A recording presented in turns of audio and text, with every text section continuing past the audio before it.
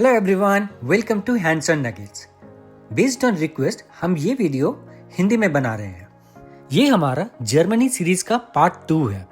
इसका पार्ट 1 में हमने बैंगलोर से दुबई तक का जर्नी, क्रेडिट कार्ड्स जो हमने यूज किया था बैंगलोर इंटरनेशनल लॉन्ज में, Dubai connect program, DXB hotel जो कि दुबई एयरपोर्ट के अंदर ही है, वहाँ पे स्टे करने का एक्सपीरियंस और भी काफ़ी इंटरेस्टिंग थिंग्स हमने उस वीडियो में शेयर किया है। अगर आप इंटरेस्टेड हो तो वो वीडियो जरूर देखिएगा। आज की वीडियो में हम अपना फ्रैंकफर्ट और कोलोन का एक्सपीरियंस शेयर करेंगे और साथ में रहेगा कुछ यूजफुल टिप्स। यूरोप में लोग पंक्चुअलिटी को बहुत वैल्यू देते हैं। होटल बुकिंग करने के बाद हमें मेल से इन्फॉर्म किया गया था कि अगर आप 10 PM के बाद होटल पहुंचते हो तो आपको सेल्फ चेक इन करना पड़ेगा, क्योंकि 10 बजे के बाद हमें असिस्ट करने के लिए वहां कोई नहीं होगा। एनीवे, हम टाइम से पहले ही होटल पहुंच गए थे एंड चेक इन भी कर लिया था। शायद आपको पता होगा यहाँ आप डायरेक्ट टैप वाटर पी सकते हो। मैं ये इसलिए बता रहा हूँ कि जब हम रूम पहुंचे थे, रूम में पहुंचने के बाद हमने देखा वहां पे कोई भी वाटर बॉटल नहीं था। बाद में हमें याद आया कि हमने किसी एक व्लॉग में देखा था कि यहाँ पे लोग डायरेक्टली टैप वाटर पीते हैं। यहाँ public transport is very good and well connected. इस तरह का कियोस्क से हम टिकट खरीदते थे। इसमें जस्ट आपको लैंग्वेज सिलेक्ट करना होता है, फिर सिलेक्ट करते हैं journey type like one way, day pass etcetera. फिर सिलेक्ट करना होता है how many adult, how many children etcetera, and finally payment का ऑप्शन आता है। टिकट खरीदते वक्त हमने हमेशा कैश का ही यूज किया था। बस कुछ ही सेकंड में टिकट और बाकी के चिल्लर नीचे से हमें कलेक्ट करना होता है। बहुत ही इजी था इसको ऑपरेट करना।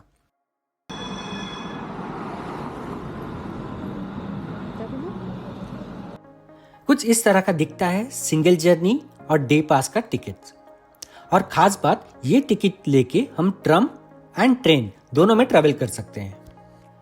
हम अपना फोन का इंटरनेशनल रोमिंग रिचार्ज करवा के नहीं गए थे, बट इंडिया से हम फ्रैंकफर्ट, कोलोन और बेल्जियम का ऑफलाइन गूगल मैप डाउनलोड करके लेके गए थे। यहाँ पे होटल और कुछ प्लेसेस में आपको फ्री वाईफाई मिल जाएगा, बट फिर भी सेफ साइड के लिए हमने आलो सिम ऐप का यूज करके 1 GB डेटा खरीद के रखा था। ट्रस्ट मी, ये डेटा हमारा बहुत काम आया, स्पेशली जब फ्री वाईफाई नहीं मिलता था एंड हमें कुछ लोकेशन ढूंढना होता था। स्टेशन के अंदर ही ये मार्केट है। यहाँ पे आपको बहुत सारे खाने के सामान, बहुत सारे सुवेनियर शॉप्स, ये सब मिल जाएंगे।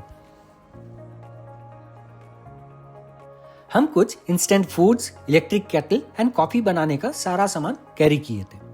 वो इलेक्ट्रिक केटल हमारा बहुत काम आया coffee, cup noodles, instant poha ये सब बनाने में। एक और बात, हम अपना यूनिवर्सल अडेप्टर कैरी करना भूल गए थे।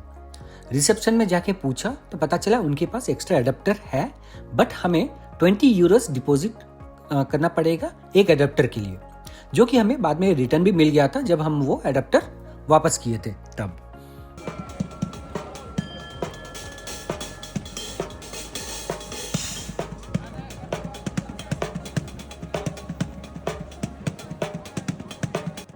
यहाँ हमने रास्ते में बहुत सारे आर्टिस्टों को अपना टैलेंट दिखाते हुए देखा।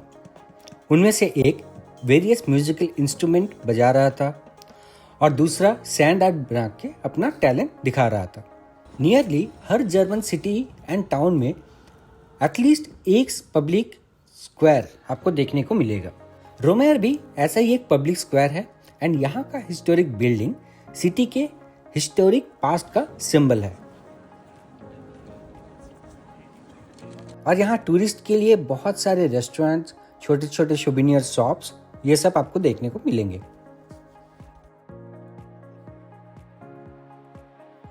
रोमेर से ही थोड़ा सा दूर लाइक वॉकिंग डिस्टेंस में ही एक हिस्टोरिक आयरन ब्रिज है। ये पेडेस्ट्रियन ब्रिज फ्रैंकफर्ट सिटी और टाउन को कनेक्ट करता है। इस ब्रिज को वर्ल्ड वॉर 2 के टाइम पे डिस्ट्रॉय कर दिया गया था, बट फिर से इन लोगों ने इस ब्रिज को रीबिल्ड किया एंड आज ये ब्रिज लवलॉक ब्रिज के नाम से बहुत ही फेमस है जर्मनी में। यहाँ पे हमने बहुत सारे लव लॉक्स देखें। ये ब्रिज मेन रिवर के ऊपर है और यहाँ से सिटी का व्यू बहुत ही अच्छा आता है। आप देख सकते हो यहाँ पे जो old architecture buildings and new architecture buildings दोनों को कितने अच्छे से इन लोगों ने बैलेंस किया है।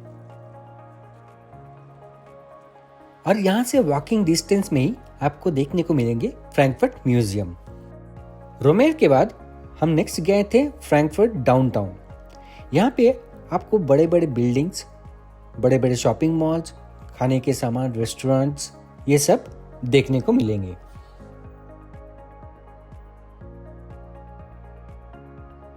हमारे पास टाइम बहुत कम था क्योंकि हमारा ट्रिप सिर्फ 7 दिन का था, इसीलिए बहुत सारे आइकॉनिक प्लेसेस में हम विजिट नहीं कर पाए थे।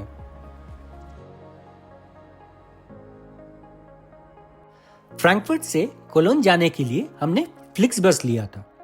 फ्लिक्स बस का जो स्टेशन है वो फ्रैंकफर्ट सेंट्रल स्टेशन के पास ही है।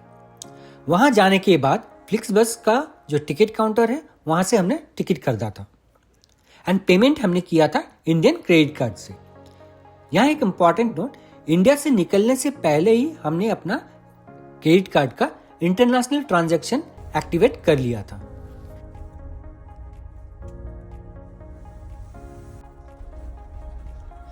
फ्लिक्स बस लेके हम कलोन एयरपोर्ट तक गए थे और फिर वहां से लोकल ट्रेन पकड़ के कलोन सेंट्रल स्टेशन तक गए थे।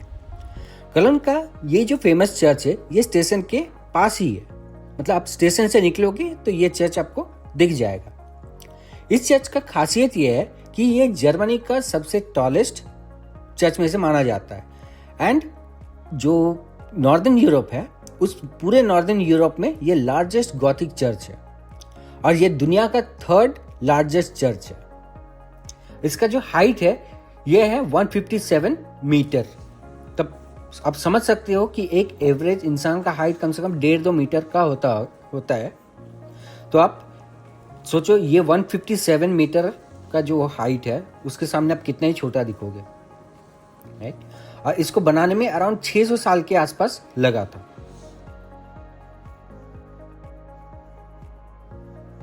अब बात करते हैं इमिग्रेशन की। वैसे इमिग्रेशन के दौरान ऑफिसर आपसे कुछ भी सवाल पूछ सकते हैं। हमसे जो पूछा गया था वो था कि आप कहाँ रह रहे हो। ओके, देन हमसे बुकिंग कंफर्मेशन मांगा था उन्होंने एंड देन फाइनली पूछा था कि हम कितना कैश कैरी कर रहे हैं। मैं रेकमेंड करूंगा आप प्लीज अपना सारा डॉक्यूमेंट का हार्ड कॉपी कैरी करो एंड उन डॉक्यूमेंट्स का सॉफ्ट कॉपी आप अपने फोन में सेव करके रखो। और जब भी आप बाहर जाओ always carry your passport with you. आज के वीडियो में बस इतना ही। होपफुली वीडियो आपको पसंद आया होगा। अगर आपके पास कोई भी सजेशन हो तो नीचे कमेंट बॉक्स में जरूर मेंशन कीजिएगा। मिलते हैं अगले वीडियो में। Till then stay healthy, stay safe.